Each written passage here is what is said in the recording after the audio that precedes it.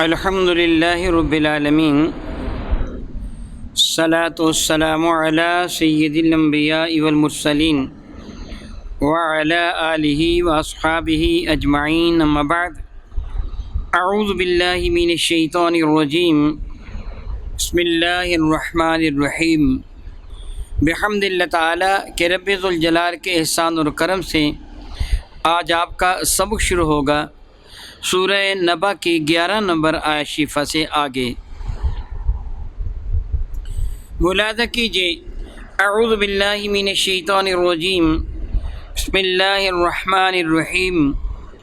وَبَنَيْنَا فَوْقَكُمْ سَبْعًا شِدَادًا، وَبَنَيْنَا اور ہم نے بنایا، تعمیر کیا، وَبَنَيْنَا اور ہم نے بنایا، فَوْقَكُمْ تمہاری اوپر، سبعاً شدادا 7 بہت ہی شدید اور مضبوط، یعنی آسمان، یعنی اے دنیا والو، اے انسانوں، ہم نے تمہارے سروں پر 7 مضبوط ترین آسمان بنا دیے۔ کب سے آسمان بنا ہے اور کب تک رہے گا؟ رب ذوالجلال شاہ فرماتے ہیں، حل تری من فطور، غور کرو، کیا تمہیں اس آسمان میں کوئی نقص نظر آتا ہے؟ ثم ارجع البصر کرتین، پھر بار بار اپنی نگاہ کو اٹھا کے تلاش کر، پورے آسمان میں تجھے کوئی نقص نظر آئے، فرجع البصر کرتین، بار بار دیکھ، پھر کیا ہوگا؟ ینقلب الیک البصر خاسئا وہو حسیر، تیری نظر ذلیل و خوار ہو کر تیری طرف واپس آ جائے گی، تجھے آسمان میں کوئی رخنہ نظر نہیں آئے گا، کوئی عیب نظر نہیں آئے گا۔ اس اللہ نے یہ 7 آسمان بنا دیے، اور پھر یہ آسمان دنیا، وَلَقَدْ زَيَّنَّا السَّمَاءَ الدُّنْيَا بِمَصَابِيحَ، رب کائنات فرماتا ہے ہم نے آسمان دنیا کو ستاروں سے مزین بنا دیا، خوبصورت بنا دیا۔ اس رب کائنات کی قدرتوں کا نظارہ کرو، دیکھو جس کے لیے تم کہتے ہو مرنے کے بعد ہمیں کیسے زندہ کرے گا، وہ کتنا قادر مطلق ہے، ذرا غور تو کرو۔ وَجَعَلْنَا سِرَاجًا وَهَاجًا، اور اس نے اس میں سراج، وجعلنا اور ہم نے بنایا، اللہ فرماتا ہے ہم نے بنایا اس میں سراجن، سورج بنایا، وہاجا وہجن، النور مع الحرارت، یہ منبع نور مع الحرارت، یعنی وہ نور جو اپنے اندر حرارت اور تپش بھی رکھتا ہو، اس کو عربی میں وہجن کہتے ہیں۔ سورج کو رب کائنات جل وعلا نے وہاج بنایا۔ آپ جانتے سارے پڑھے لکھے کہ ہماری زمین سے کئی لاکھ گنا بڑا سورج ہے، اور رب کائنات جل مجد الکریم کی قدرت کاملہ ہے۔ اللہ تعالی نے جہاں سورج کو زمین کے جتنے فاصلے پر رکھا ہوا ہے، اگر ایک تھوڑا سا فاصلہ بھی کم یا زیادہ ہو جائے، کم ہو جائے گا زمین ساری جل کے تباہ و برباد ہو جائے گی، زیادہ ہو جائے گا ساری زمین برف سے جم جائے گی۔ جہاں رکھا، جیسے رکھا، بے مثال رکھا ہے۔ یہ آپ سادہ سے لفظوں میں یوں سمجھ سکتے ہیں، آپ نے اپنے گھر میں آگ جلا رکھی ہو، اور آگ سے آپ اپنا ہاتھ اتنے فاصلے پر رکھتے ہو کہ مناسب تپش آپ کے ہاتھ تک پہنچے۔ زیادہ پیچھے کر لو گے تو تپش پہنچے گی نہیں، آگے زیادہ کرو گے ہاتھ جل جائے گا۔ رب کائنات نے زمین اور سورج کا فاصلہ اتنا مناسب بنایا، اتنا مناسب بنایا، نہ زمین جلتی ہے، نہ زمین پر، ساری زمین پر برف جمتی ہے۔ اللہ تعالیٰ نے اپنی قدرت کاملہ کا شاہکار بنایا۔ پھر اس سورج کے صدقہ سے رب کائنات نے زمین میں کس قدر نباتات کو اگایا۔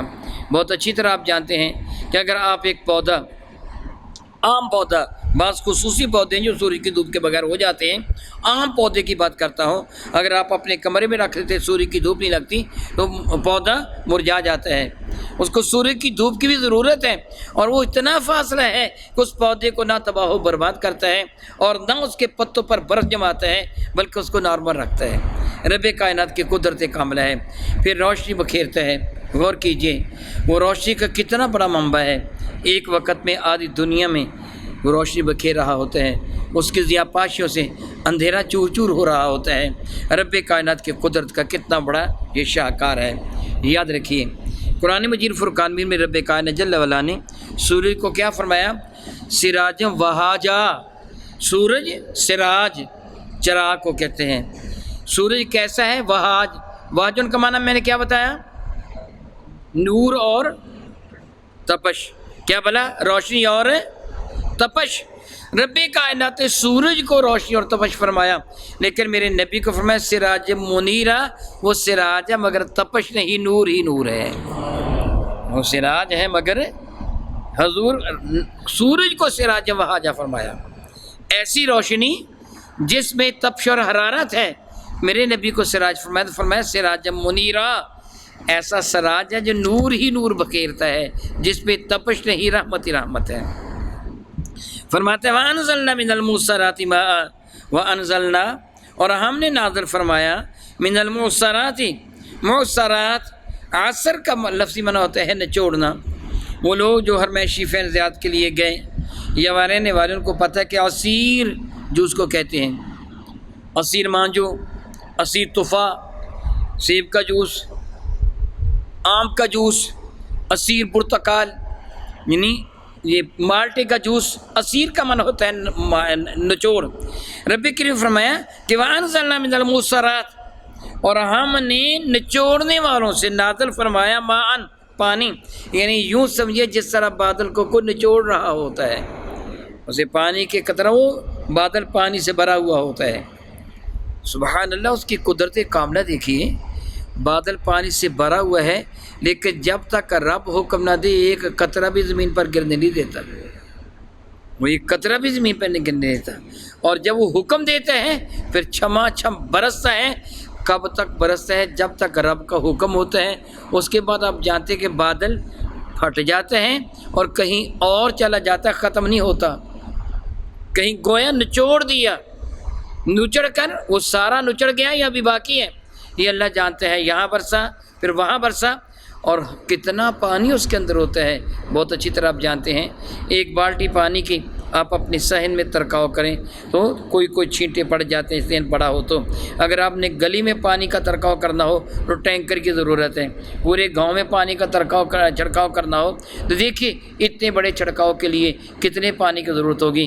وہ کتنا پانی ہے کہ ندی نالے بہہ جاتے ہیں، سیلاب آ جاتا ہے. کتنا پانی ہوتا ہے جو بادلوں کے اندر ہوتے ہیں. رب کائنات کی قدرت کا شاہکار ہے. ارشاد فرماتے ہیں وَأَنزَلْنَا مِنَ الْمُعْصَرَاتِ اور ہم نے پانی نازل فرمایا ان بادلوں سے، جن نچوڑنے والے بادلوں سے، ماءً پانی، سجاجا زور کا پانی، موسلا دھار پانی ہم نے نازل فرمایا. کیوں؟ لِنُخْرِجَ بِهِ حَبًّا وَنَبَاتًا، لِنُخْرِجَ بِهِ، لِنُخْرِجَ تاکہ ہم نکالیں بِهِ اس پانی کے ذریعے سے. نکالتا کون ہے؟ نباتات کون اگاتے ہیں؟ وسیلہ کس کو بناتے ہیں؟ بادل کو. سبحان اللہ و بحمدہ، عطا وہ فرماتا ہے کسی کے وسیلہ سے عطا فرماتا ہے. زمین کو اللہ تعالیٰ جل وعلا نے زندگی دی پانی کے وسیلہ سے، ہمیں ایمان کی زندگی دی میرے نبی کے وسیلہ سے. فرماتے ہیں لِنُخْرِجَ بِهِ تاکہ اللہ تعالیٰ نکالے اس پانی کے ذریعے سے حبًّا، حب کہتے ہیں دانے کو، جو دانہ ہوتے ہیں نا اس کو حب کہتے ہیں، اور وہ چپٹا ہو تو اس کو کرس کہتے ہیں. حب دانے کو کہتے ہیں، حبًّا دانے یعنی اناج، و نباتا اور دیگر جڑی بوٹیاں نباتات. ارشاد فرماتے ہیں ہم نے اس بادل کے ذریعے سے، اللہ اکبر، یہ بھی کبھی غور کریں، کبھی غور کریں. آپ وہ جو معمول کے مطابق جو فصل بوتے ہیں، مکئی ہے، چری ہے، باجرہ ہے، گندم ہے، وغیرہ وغیرہ، آپ اس کو زہر لگا کے سنبھال کے رکھتے ہیں ان بیجوں کو، تاکہ آئندہ یہ بیج بوائی کے کام آ سکے، ہم اس کو بیج سکیں. گندم میں گولیاں رکھتے ہیں، بعض اوقات دوسری چیزیں کہ اگر اس کو گن نے کھا لیا یہ محفوظ نہیں رہے گی. وہ جڑی بوٹیاں نباتات کے بیج جو سارا سال پاؤں تلے مسلے جا رہے ہوتے ہیں، ہوا کے تھپیڑے ادھر سے ادھر اس کو اٹھا کے لے جا رہے ہوتے ہیں. بارش کے پانی میں کبھی بھیگتا ہے کبھی سوکھتا ہے، لیکن جب موسم آتا ہے تو وہی بیج زندہ ہو کے اگاتا ہے. اس کو کون سنبھالتا ہے؟ اس کی حفاظت کون کرتا ہے؟ آپ جانتے طویل عرصہ تک بعض اوقات کوئی زمین کلر کی وجہ سے بنجر پڑی ہوتی ہے، جب رب کائنات جل وعلا اس میں زرخیزی پیدا فرماتا ہے، معلوم نہیں کہاں کہاں سے بیج آ کر کتنے اگاتے ہیں. آپ اپنے علاقہ میں دیکھیں، اتنی آپ کی فصلیں نہیں ہیں جتنی جڑی بوٹیاں ہیں، اور جتنی آپ اپنی فصل کی حفاظت کرتے ہیں وہ آپ نے کبھی جڑی بوٹیوں کی حفاظت نہیں کی، مگر آپ کی فصلوں سے بڑی بڑی وہ جڑی بوٹیاں ہیں، بڑی بڑی جڑی بوٹیاں ہیں۔ اللہ اکبر، اللہ اکبر۔ رب کائنات جل وعلا ارشاد فرماتے ہیں اس نے وہ اناج اگایا اور سبزہ اگایا، وجنات الفافا، اور رب کائنات جل وعلا نے وہ گھنے باغ ایک دوسرے کے ساتھ ملفوف ہو جانے والے، ایک دوسرے کے ساتھ پیوست ہو جانے والے گھنے باغات اللہ تعالیٰ جل وعلا نے پیدا فرمایا اس پانی کے ذریعے سے۔ یاد رکھو ان یوم الفصل کان میقاتا، اور جو فیصلے کا دن ہے یقیناً پھر یقین اس کا وقت مقرر کر دیا گیا ہے۔ میقات وقت کو بھی کہتے ہیں، میقات جگہ کو بھی کہتے ہیں، وہ جگہ بھی مقرر ہے، وہ وقت بھی مقرر ہے۔ ذرا غور تو کرو اس جہان رنگبو میں کس طرح کتنے لوگ طرح کے انسان ہیں، ایک ظالم ہے، ایک مظلوم ہے، ایک نیکوکار ہے، ایک بدکار ہے، ایک لوگوں کا مال کھانے والا ہے اور ایک پر ظلم کیا جا رہا ہے۔ اگر قیامت نہ آئے، ان کو ان کی کرتوتوں کی سزا نہ ملے، نیکی کرنے والوں کو رب کائنات جل وعلا ان کی نیکی کا اجر عطا نہ فرمائے، پھر جہان کے بنانے کا فائدہ کیا ہوا؟ پھر تو کچھ بھی نہ ہوا۔ معاذ اللہ تعالیٰ سماذ اللہ تعالیٰ، پھر تو اللہ تعالیٰ جل وعلا کی شان میں گستاخی ہو جاتی ہے کہ اس نے کائنات ہستی کو بنایا مگر ظالم کو اس کے ظلم کی سزا نہیں دی۔ نیکی کرنے والوں کو رب کائنات جل اس کے نیکی کا اجر نہیں عطا فرمایا۔ رب کریم فرماتے ہیں وہ فیصلے کا دن، ان یوم الفصل، جو فیصلے کا دن ہے، کان میقاتا، وہ یقیناً بالیقین آنے والا ہے، جب ایمان والوں کے سروں پر عزت و عظمت کے تاج سجائے جائیں گے اور بے ایمانوں کو پکڑ کر جہنم میں ڈالا جائے گا۔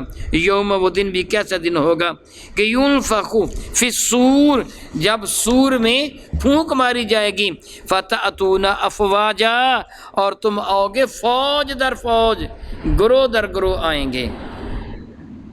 مفسرین کرام اس کے تحت نقل فرماتے ہیں کہ قیامت کے دن اللہ تعالیٰ جل وعلا کی جو حاضری ہوگی وہ پارٹی کے اعتبار سے نہیں ہوگی، قبیلے کے اعتبار سے نہیں ہوگی، خاندان کے اعتبار سے نہیں ہوگی، ملک کے اعتبار سے نہیں ہوگی، رنگ کے اعتبار سے نہیں ہوگی، نسل کے اعتبار سے نہیں ہوگی، بولی کے اعتبار سے نہیں ہوگی، عملوں کے اعتبار سے ہوگی۔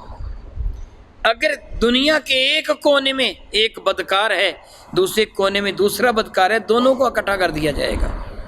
وَامْتَازُ الْيَوْمَ أَيُّهَا الْمُجْرِمُونَ، اے مجرموں جدا ہو جاؤ، زانیوں جدا ہو جاؤ، شراب خوروں جدا ہو جاؤ، جوا کھیلنے والوں جدا ہو جاؤ، معاذ اللہ تعالیٰ سود لینے والوں جدا ہو جاؤ، ظلم کرنے والوں جدا ہو جاؤ، تشدد کریں، الگ الگ کر دیے جائیں گے۔ میرے نبی فرماتے ہیں اذان دینے والے حضرت بلال کے ساتھ جنت کی طرف رواں دواں ہوں گے، ایمان والے ایمان والوں کے ساتھ۔ میرے کریم آقا تاجر عرب و عجم شفیع معظم رحمۃ اللہ کے ارشاد گرامی قدر کا مفہوم بنتا ہے اللہ کی رضا کی خاطر ایک دوسرے سے محبت کرنے والا ایک مشرق میں ہو دوسرا مغرب میں ہو، اللہ تعالیٰ قیامت کے دن دونوں کو اکٹھا فرما دے گا۔ المرء مع من احبا، قیامت کے دن بندہ اس کے ساتھ اٹھے گا جس کے ساتھ وہ پیار کیا کرتا تھا، جس کے ساتھ وہ محبت کیا کرتا تھا۔